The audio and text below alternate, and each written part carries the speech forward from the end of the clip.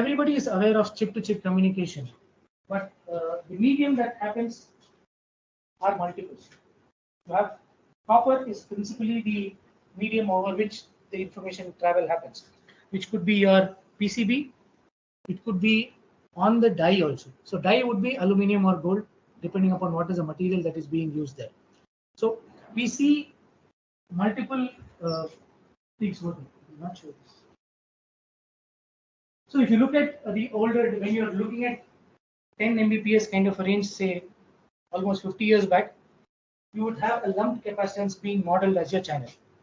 That would be the closest approximation, and you would work very slow. So what would be your effect that you check?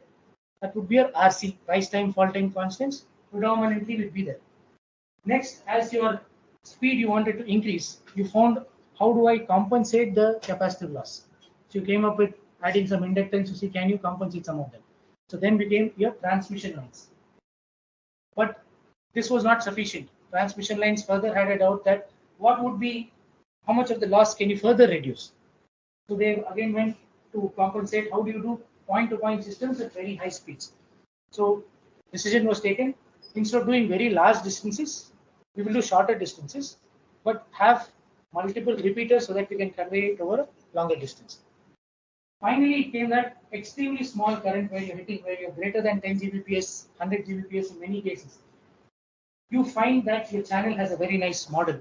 Channel is being modeled, and the loss due to what happens to the data due to the loss here, can it get compensated both on the transmitter side and on the receive side? What all can be done and then taken from there.